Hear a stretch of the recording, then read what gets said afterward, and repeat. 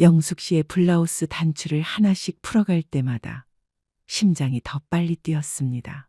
첫 번째 단추가 풀어지면서 하얀 곡선이 드러났고 두 번째 단추에서는 언덕이 살짝 보였습니다.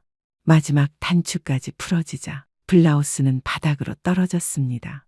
67살의 나이에 이런 순간을 경험할 줄은 몰랐습니다. 영숙 씨는 저보다 훨씬 어렸고 피부가 정말 부드러웠습니다. 어리니까 몸매도 탄력 있고 촉감이 완전히 달랐습니다. 치마 지퍼를 내릴 때는 눈을 뗄 수가 없었습니다. 이런 일이 정말 일어나고 있다는 게 믿어지지 않았거든요. 안녕하세요. 사이비녀와 있었던 오늘의 사연입니다. 좋아요와 구독 버튼 눌러주시면 고맙겠습니다. 버튼을 누르는 것은 무료입니다. 따봉 모양인 좋아요 버튼 꾹 눌러주세요. 버튼 한번 눌러주시면 앞으로도 흥미로운 이야기를 가져오는데 많은 도움이 됩니다. 안녕하세요. 저는 올해 67세가 된 정호민이라고 합니다. 40년 넘게 고등학교에서 수학을 가르치다가 재작년에 은퇴했습니다. 오늘 제가 여러분께 들려드릴 이야기는 정말 부끄럽고 창피한 일이지만 저와 같은 피해를 당하는 분들이 없었으면 해서 용기를 내어 말씀드리려고 합니다. 은퇴 후의 생활은 생각보다 힘들었습니다. 40년간 매일 아침 7시면 일어나서 학교에 가고 아이들을 가르치던 그런 일상이 갑자기 사라지니까 정말 무료했습니다. 아내는 항상 바빴습니다. 개모임도 나가고 장구도 치러 다니고 친구들과 여행도 자주 갔습니다. 저보다 5살 어린 아내는 활동적인 성격이라 은퇴한 저와는 다르게 할 일이 많았습니다. 딸들은 둘 다 30이 넘었는데 아직 결혼을 안 했습니다. 큰딸은 37, 작은 딸은 35인데 둘 다 회사 다니느라 바쁘다며 연애할 시간이 없다고 합니다. 제가 몇 번 언제 결혼할 거냐, 좋은 사람 있으면 소개해달라고 했더니 전화도 잘 안 받고 집에도 자주 오지 않습니다. 아내는 아빠가 너무 재촉해서 애들이 부담스러워한다. 하지만 부모 마음이 어떻겠습니까? 하루하루가 무료하게 지나가던 어느 날이었습니다. 동네 마트에 장을 보러 갔다가 돌아오는 길이었는데 길가에서 한 여성이 휴지를 나눠주고 있었습니다. 50대 초반 정도로 보이는 분이었는데 정말 미인이었습니다. 단정하게 빗은 머리, 깔끔한 옷차림, 그리고 무엇보다 환한 미소가 인상적이었습니다. 안녕하세요. 휴지 하나 가져가세요. 그분이 저에게 다가와서 말했습니다. 아, 괜찮습니다. 아니에요. 그냥 가져가세요. 율무차도 한 잔 드릴게요. 따뜻한 율무차까지 건네주었습니다. 은퇴 후 사람들과 대화할 기회가 줄어든 저에게는 그런 친절함이 참 고마웠습니다. 참, 혹시 시간 되시면 여기에 번호 하나 적어주실 수 있을까요? 그분이 작은 메모지를 내밀었습니다. 번호요. 네, 좋은 모임이 있으면 연락드리려고요. 요즘 혼자 계시는 어르신들이 많아서 또래분들이 함께 할 수 있는 자리를 만들고 있거든요. 그때는 정말 아무 생각 없이 번호를 적어줬습니다. 그분이 워낙 미인이기도 했고 은퇴 후 사람 만날 기회가 없어서 좋은 모임이 있다면 나쁠 것 없다고 생각했던 거죠. 감사합니다. 제 이름은 최영숙이에요. 연락드릴게요. 그날 저녁부터 연락이 오기 시작했습니다. 처음에는 문자였습니다. 안녕하세요. 오늘 율무차 드린 최영숙이에요. 오늘 하루 어떻게 보내셨어요? 정중한 안부 인사였습니다. 그 다음 날도 문자가 왔습니다. 날씨가 추워졌는데 감기 조심하세요. 그 다음 날에는 오늘 좋은 하루 되세요. 메시지와 함께 예쁜 꽃 사진까지 보내주었습니다. 처음에는 기분이 좋았습니다. 누군가 저를 챙겨준다는 느낌이 들어서요. 일주일 정도 지나니까 전화가 오기 시작했습니다. 호민 씨, 안녕하세요. 오늘 시간 어떠세요? 목소리가 참 따뜻하고 부드러웠습니다. 별일 없이 지내고 있습니다.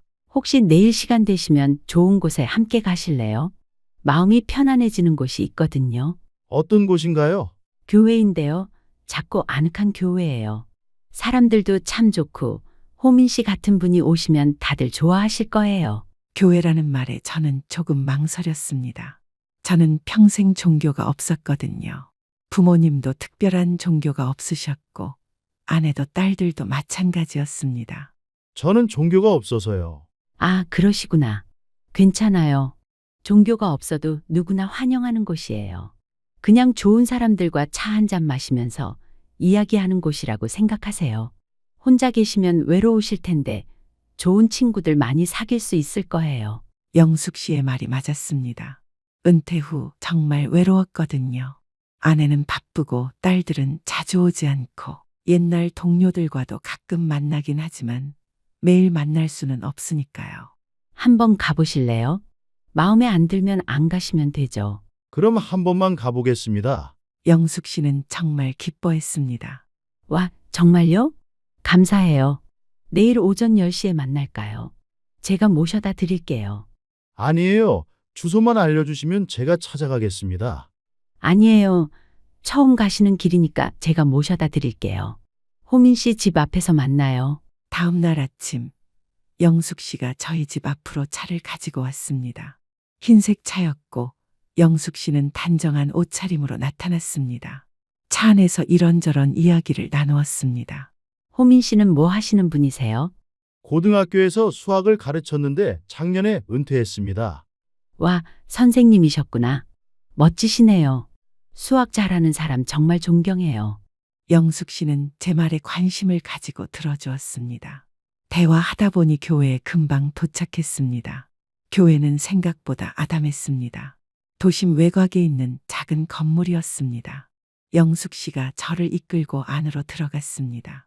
안에는 20명 정도의 사람들이 앉아 있었습니다. 대부분 50대에서 70대 정도의 중장년층이었습니다. 모두들 저를 반갑게 맞아주었습니다. 영숙 씨가 저를 소개했습니다. 이분은 정호민 선생님이세요. 수학 선생님으로 40년 동안 아이들을 가르치신 분이에요. 사람들이 박수를 쳤습니다. 와, 선생님이시구나. 존경합니다. 예배가 시작되었습니다. 목사님이 나와서 설교를 하기 시작했는데 일반적인 기독교와는 조금 다른 느낌이었습니다. 성경 말씀도 인용하긴 했지만 뭔가 일반적인 교회와는 다른 분위기였습니다. 하지만 첫날이라 자세히는 모르겠고 그냥 조용히 듣고 있었습니다. 예배가 끝나고 나서 다과 시간이 있었습니다. 어떠세요? 좋죠? 네, 사람들이 참 친절하네요. 다들 좋은 분들이에요. 호민 씨도 자주 오시면 좋을 텐데요. 그때 영숙 씨가 갑자기 제 손을 잡았습니다. 손을 잡는 게 조금 의아하긴 했지만 그냥 고마움의 표현이겠거니 생각했습니다. 다음 주에도 오실 거죠? 글쎄요, 한번 생각해 보겠습니다. 꼭 오세요. 오시는 걸로 알고 있을게요. 영숙 씨의 눈빛이 간절했습니다. 집에 돌아와서 아내에게 말했습니다. 교회에 갔다 왔어. 교회? 갑자기 웬 교회? 길에서 만난 분이 소개해줘서 한번 가봤어. 그래? 어땠는데? 사람들이 친절하더라고. 근데 좀 이상한 것 같기도 하고.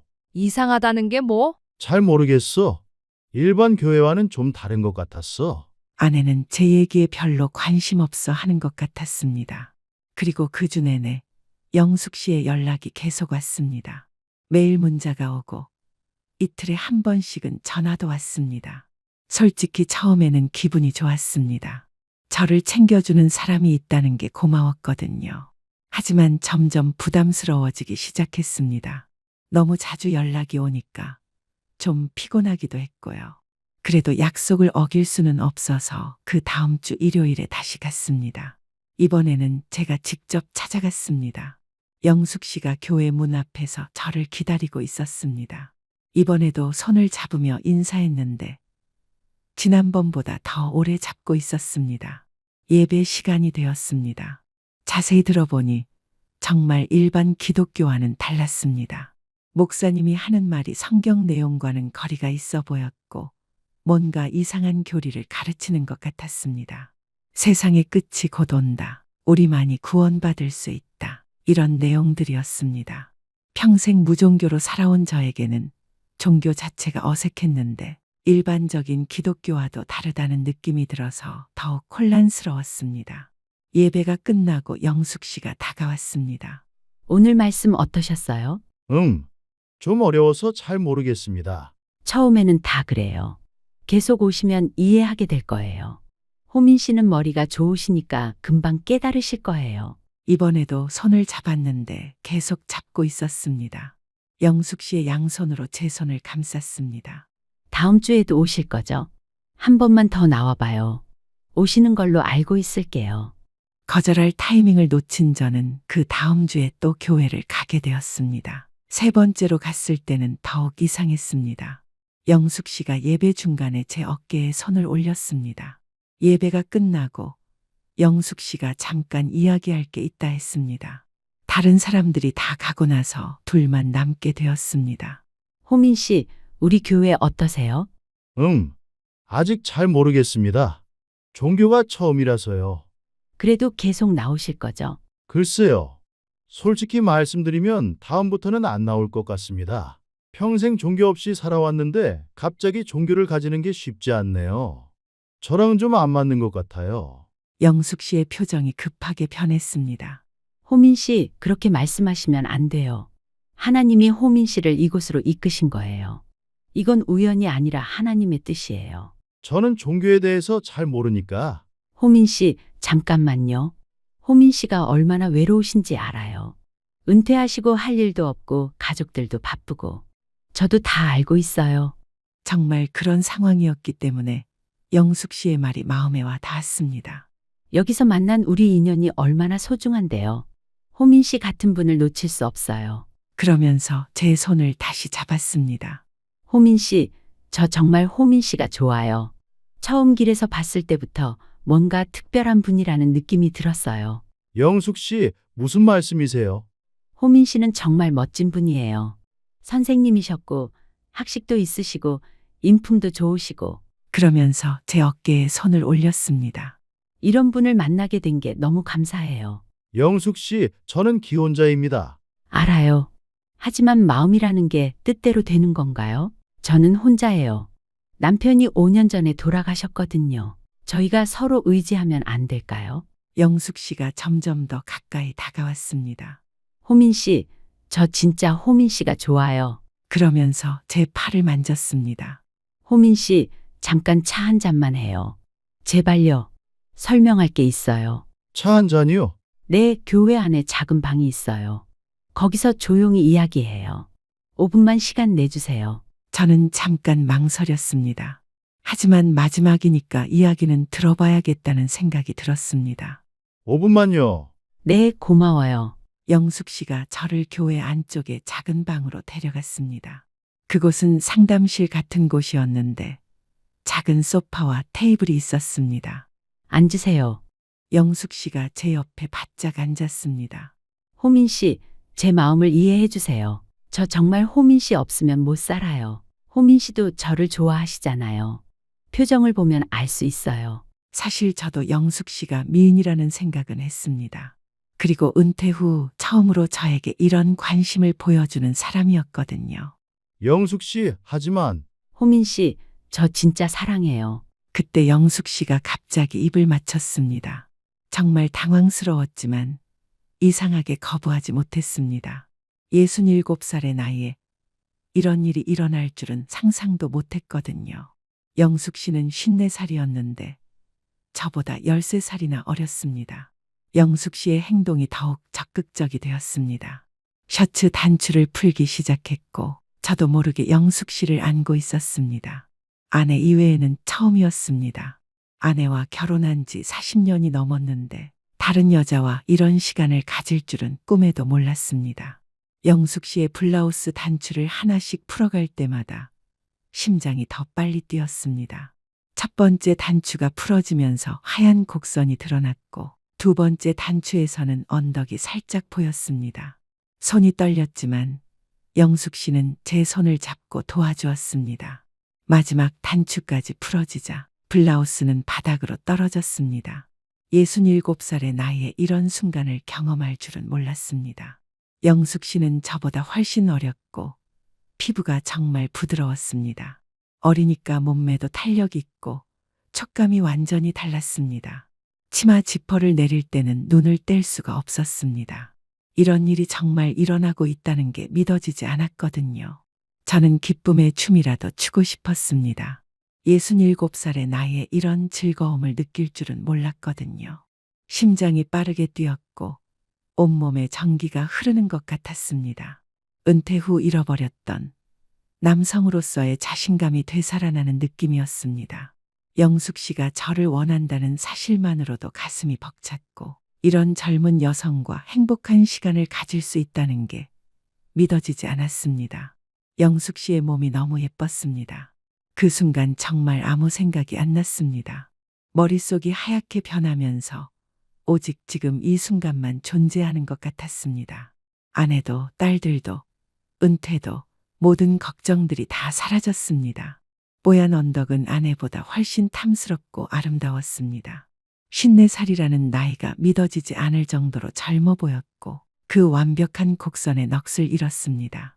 오직 영숙 씨와 저만 있는 것 같았고 마치 시간이 멈춘 듯한 느낌이었습니다. 몇 년 동안 잊고 있던 열정이 다시 타오르는 것 같았습니다. 은퇴 후 무기력했던 제가 갑자기 살아있다는 느낌이 들었습니다. 사랑을 나눈 후에 저는 정말 복잡한 심정이 들었습니다. 죄책감도 들었지만 한편으로는 너무 기분이 좋았습니다. 이런 일이 제 인생에 일어날 줄은 상상도 못했거든요. 호민 씨, 이제 우리 진짜 특별한 관계가 된 거예요. 영숙 씨가 저에게 말했습니다. 다음 주에도 만나요. 약속해요. 하지만 호민 씨, 저 정말 좋았어요. 호민 씨도 좋았죠? 사실 정말 좋았습니다. 아내와는 몇 년째 없었는데 영숙 씨와는 정말 다른 느낌이었습니다. 어리니까 반응도 다르고 적극적이기도 했고 네, 좋았어요. 그럼 다음 주에 또 만나요. 집에 돌아가는 길에 머릿속이 복잡했습니다. 아내에게 들키면 안 되는 일을 저질렀습니다. 하지만 영숙 씨와는 너무 좋았습니다. 새로운 활력을 느꼈습니다. 그날 밤 아내가 교회 어땠어? 하고 물었을 때 좋았어라고 답했습니다. 거짓말이었지만 사실이기도 했습니다. 그 다음 주부터 저는 정기적으로 교회에 나가기 시작했습니다. 예배는 형식적으로 참석하고 예배 후에는 영숙 씨와 그 작은 방에서 시간을 보냈습니다. 일주일에 한 번씩 만나서 사랑을 했습니다. 두 번째 만났을 때는 첫 번째보다 더 자연스러웠습니다. 호민 씨, 일주일 동안 얼마나 보고 싶었는지 몰라요? 영숙 씨는 저를 반겨주었습니다. 이번에는 제가 먼저 영숙 씨를 안았습니다. 이번에는 여유가 생겨서 영숙 씨를 더 자세히 볼 수 있었습니다. 향수 냄새도 은은하게 났고 머리카락도 부드럽게 넘어갔습니다. 첫 번째보다 덜 떨렸지만 오히려 더 깊은 만족감이 들었습니다. 이런 관계가 지속될 수 있다는 확신이 서면서 더욱 편안해졌습니다. 호민 씨, 저 정말 행복해요. 영숙 씨가 제게 머리를 기대며 말했습니다. 저도요. 정말 그랬습니다. 67살에 이런 기분을 느낄 줄은 몰랐거든요. 호민 씨는 정말 멋져요. 나이가 들어도 이렇게 건강하시고. 영숙 씨의 말이 자존심을 세워주었습니다. 은퇴 후 자신감이 많이 떨어져 있었는데 영숙 씨가 저를 원한다는 게 정말 기분 좋았습니다. 사랑을 할 때마다 저는 점점 더 행복했습니다. 아내와는 몇 년째 그런 관계가 없었는데 영숙 씨와는 정말 젊어지는 기분이었습니다. 영숙 씨도 저와의 행복을 즐기는 것 같았고 그 모습을 보면 더욱 기분이 좋았습니다. 한 달, 두 달이 지나갔습니다. 저는 영숙 씨와의 관계에 점점 빠져들었습니다. 은퇴 후 무료했던 생활에 활력이 생겼고 누군가 저를 원한다는 느낌이 정말 좋았습니다. 영숙 씨도 호민 씨가 없으면 못 살겠어요. 호민 씨 생각만 하고 살아요라고 계속 말했습니다. 저도 점점 영숙 씨에게 빠져들었습니다. 일주일에 한 번 만나는 게 기다려졌고 그 시간이 제 삶의 유일한 즐거움이 되었습니다. 교회 예배는 여전히 이상했습니다. 일반 기독교와는 다른 내용들이 계속 나왔지만 영숙 씨와의 관계 때문에 교회를 그만둘 수는 없었습니다. 오히려 예배는 영숙 씨를 만나기 위한 핑계가 되었습니다. 아내는 요즘 교회 열심히 다니느라고 했습니다. 좋은 사람들이 많아서라고 답했습니다. 딸들도 아빠가 할 일이 생겨서 좋다고 했습니다. 모든 사람들이 제가 종교 생활을 한다고 생각했지만 실제로는 영숙 씨를 사랑하느라 행복한 시간을 보내고 있었습니다. 3달째가 되었을 때 영숙 씨가 말했습니다. 호민 씨, 우리 더 자주 만나면 안 될까요? 더 자주요. 일주일에 한 번은 너무 적어요. 저 호민 씨 보고 싶어서 미치겠어요.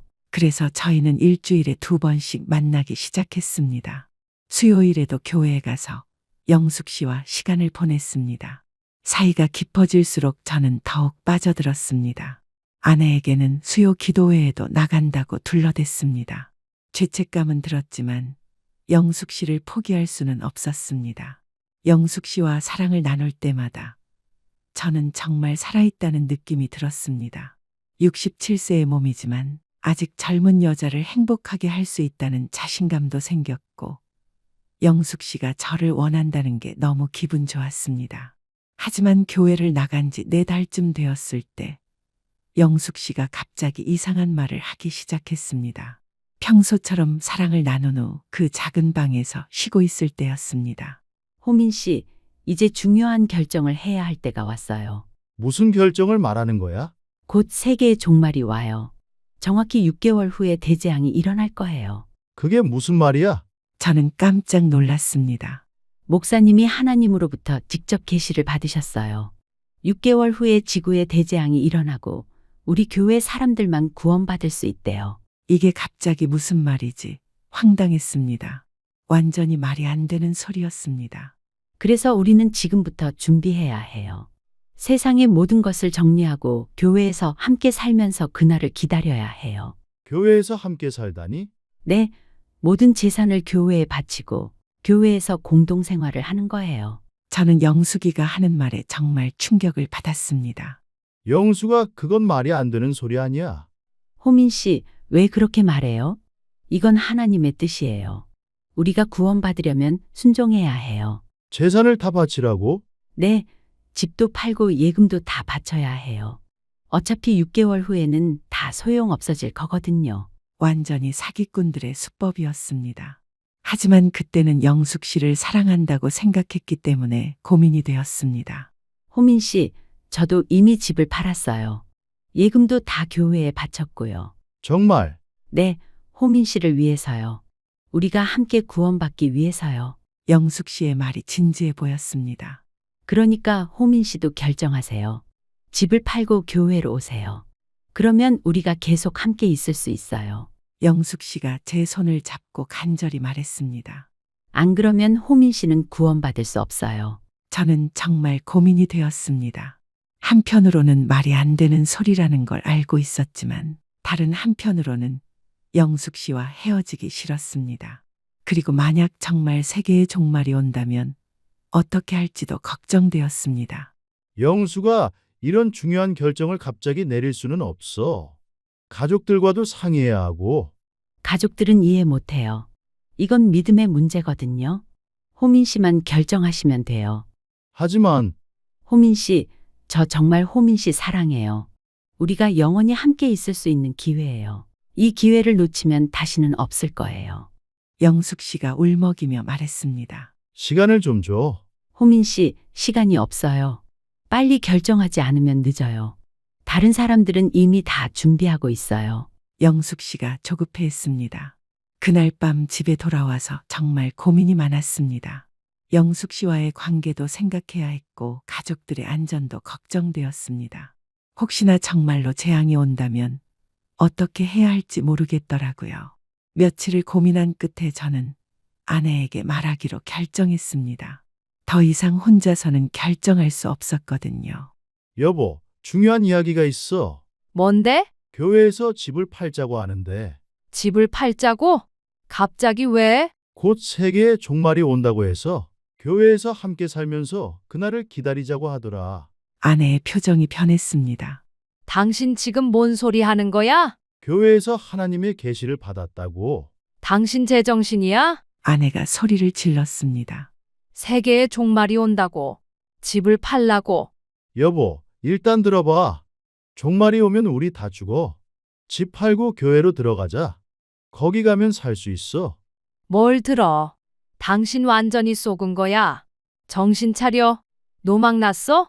아내가 갑자기 저에게 다가와서 뺨을 때렸습니다. 정호민, 정신 차려. 뺨을 맞는 순간 정말 정신이 번쩍 들었습니다. 아, 내가 뭘 하고 있었지.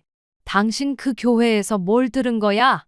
40년 동안 수학 가르치던 사람이 이런 말도 안 되는 소리를 믿어? 아내의 말이 맞았습니다. 저는 수학교사였습니다. 논리적으로 생각하는 사람이었는데 어떻게 이런 말도 안 되는 소리를 믿을 수 있었을까요? 그제서야 정신이 들었습니다. 영숙 씨에게 속아서 4개월 동안 헛된 꿈을 꾸고 있었던 거였습니다. 세계의 종말이라니, 재산을 다 바치라니, 완전히 사기꾼들의 수법이었습니다. 그리고 더 충격적인 건 제가 4개월 동안 아내를 속이고 영숙 씨와 불륜을 저질렀다는 사실이었습니다. 정말 어떻게 이런 일을 할 수 있었을까요? 당신 앞으로 그 교회 절대 가지 마. 저도 확실히 깨달았습니다. 더 이상 그 교회에 다닐 수 없었습니다. 영숙 씨와의 관계도 정리해야 했습니다. 다음 날 영숙 씨에게 전화했습니다. 영수가 나는 교회 이제 안 갈 거야. 뭐라고요? 왜요? 생각해보니 말도 안 되는 일이야. 세계의 종말이라니, 재산을 바치라니. 호민 씨, 그렇게 말하면 안 돼요. 이건 정말 하나님의 뜻이에요. 영숙 씨가 화를 냈습니다. 그럼 우리 관계는 어떻게 할 거예요? 미안하지만 그것도 끝내야겠어. 나는 기혼자고 이런 관계는 잘못된 거야. 저 호민 씨 없이는 못 살아요. 미안해, 영수가. 모든 게 잘못되었어. 저는 전화를 끊고 영숙 씨의 번호를 차단했습니다. 하지만 영숙 씨는 포기하지 않았습니다. 다른 번호로 계속 전화했고 문자도 보냈습니다. 호민 씨, 제발 다시 생각해봐요. 우리 사랑이 가짜였나요? 영숙 씨의 번호를 차단했는데 다른 번호로 메시지들이 계속 왔습니다. 급기야 영숙 씨가 저희 집까지 찾아왔습니다. 집 앞에서 소리를 지르기까지 했습니다.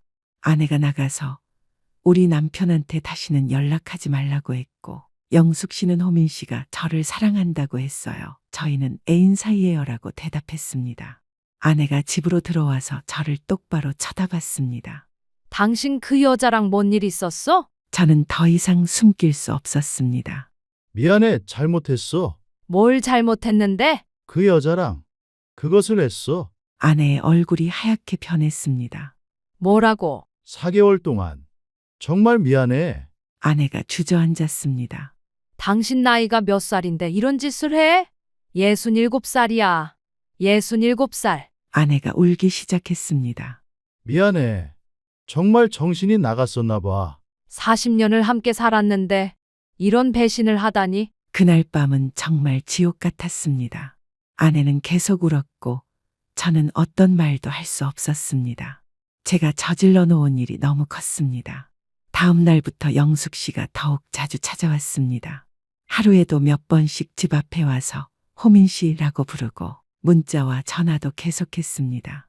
아내는 이사하자고 했습니다. 당신 때문에 이런 일이 생겼으니까 당신이 해결해. 알겠어. 빨리 다른 집을 구해볼게. 다른 집을 급하게 구하고 저희는 바로 다음 주에 다른 동네로 이사했습니다. 이사한 후에도 한동안 영숙 씨의 연락이 계속 왔지만 번호를 바꾸고 나서는 연락이 끊어졌습니다. 아내는 저와 말도 하지 않았습니다. 매일 집에서 울고 지냈습니다. 제가 저질러 놓은 일이 얼마나 큰지 그때서야 깨달았습니다. 딸들에게는 창피해서 말하지 못했습니다. 67살 아버지가 다른 여자와 바람을 피웠다고 어떻게 말할 수 있겠습니까? 아내만 혼자 이 고통을 감당하고 있었습니다. 한 달 정도 지나고 아내가 조금씩 말을 하기 시작했습니다. 당신 정말 바보 같아. 미안해. 67살 먹고 그런 사기에 속다니. 정말 미안해. 그 여자가 얼마나 예뻤길래 그런 짓을 했어? 예쁜 게 중요한 게 아니었어. 은퇴하고 외로웠는데 나를 좋아한다고 하니까. 그래서 가족을 배신한 거야? 저는 할 말이 없었습니다. 정말 변명의 여지가 없는 일이었거든요. 다시는 이런 일 없을 거지? 응, 절대 없을 거야. 약속해? 약속할게. 몇 달이 지나고 뉴스에서 충격적인 소식을 받습니다. 사이비 종교 교주 사기 혐의로 구속. 익숙한 교회가 뉴스에 나왔습니다. 정말 사이비 종교였던 겁니다. 신도들한테서 수십억 원을 가로챈 사기꾼들이었습니다. 뉴스를 보니 영숙 씨도 나왔습니다. 본명은 최영숙이 아니라 김미경이었습니다. 포교 책임자였던 거죠. 길거리에서 외로운 중장년층을 타겟으로 접근해서 교회로 유인하고 몸까지 이용해서 재산을 갈취하는 수법이었습니다. 뉴스에서는 비슷한 피해자들이 많다고 했습니다. 저만 당한 게 아니라 다른 중년 남성들도 똑같은 방법으로 속았다고 했습니다. 어떤 분은 집까지 팔아서 교회에 바쳤다가 전 재산을 잃었다고 했습니다. 당신도 저런 꼴 날 뻔했네. 아내가 뉴스를 보며 말했습니다. 내가 막지 않았으면 우리 집도 팔았을 거 아니야? 정말 고마워. 당신이 막아줘서 정말 다행이야. 아내의 소중함을 다시 깨달았습니다. 만약 아내가 그때 저를 뺨으로 때려서 정신을 차리게 하지 않았다면 저희 가족은 정말 큰일 날 뻔했습니다. 미안해. 정말 미안해. 이제 그만해. 다 지난 일이야. 아내가 용서해 주었습니다. 지금 생각해보면 정말 바보 같은 일이었습니다. 67살의 나이에 그런 사기에 속아서 4개월 동안 헛된 꿈을 꾸고 아내를 속이고 가족을 위험에 빠뜨릴 뻔했습니다. 영숙 씨의 외모에 홀렸다는 것도 부끄럽지만 더 부끄러운 건 은퇴 후 외로움을 이용당했다는 것입니다. 누군가 저를 좋아해 준다는 말에 속아서 모든 걸 잃을 뻔했습니다. 이런 일을 겪고 나서 깨달은 게 있습니다. 노후에 외롭다고 해서 함부로 접근하는 사람들을 믿으면 안 된다는 것입니다. 특히 재산을 노리는 사람들은 정말 교묘하게 접근합니다. 종교를 이용하기도 하고 사랑을 이용하기도 하고 외로움을 이용하기도 합니다. 저처럼 바보 같은 실수를 하지 마시기 바랍니다. 그리고 가족의 소중함을 잊지 마시기 바랍니다. 특히 아내에게 너무 감사합니다. 아내가 저를 막아주지 않았다면 저희 가족은 정말 큰일이 날 뻔했습니다. 40년을 함께 산 조강지처를 버리고 사기꾼에게 속을 뻔했습니다. 아내는 저희 든든한 버팀목이었고 마지막 순간에 저를 구해준 은인입니다. 조강지처를 버리면 안 됩니다. 가족이 뭔가 이상하다고 하면 귀담아 들으시기 바랍니다. 지금은 아내와 딸들과 평화롭게 지내고 있습니다. 더 이상 무료하다고 투정하지도 않습니다. 집에서 책도 읽고 아내와 함께 산책도 하고 딸들과도 자주 만납니다. 이런 경험하고 얻은 교훈이 있다면 나이가 들어도 정신을 바짝 차리고 살아야 한다는 것입니다. 그리고 가족보다 소중한 건 없다는 것입니다. 여러분도 저 같은 실수를 하지 마시고 항상 조심하시기 바랍니다. 길에서 친절하게 접근하는 사람들, 갑자기 관심을 보이는 사람들, 종교나 사랑을 핑계로 재산을 요구하는 사람들 모두 의심해 보시기 바랍니다. 67살에 이런 부끄러운 이야기를 하게 될 줄은 몰랐지만 제 경험이 다른 분들께 도움이 되었으면 좋겠습니다. 노후에 재산을 노리는 사람들을 조심하시고 가족의 소중함을 잊지 마시기 바랍니다. 긴 이야기를 끝까지 들어주셔서 진심으로 고맙습니다. 저처럼 은퇴 후 갑작스럽게 인생의 변곡점을 맞이하신 분들이나 외로움 때문에 예상치 못한 상황에 놓여 혼란스러워하시는 분들께 조금이나마 경각심이 되었으면 하는 바람으로 제 부끄러운 경험을 나누어 드렸습니다. 67살의 나이에 이런 바보 같은 일을 저지를 줄은 꿈에도 몰랐습니다.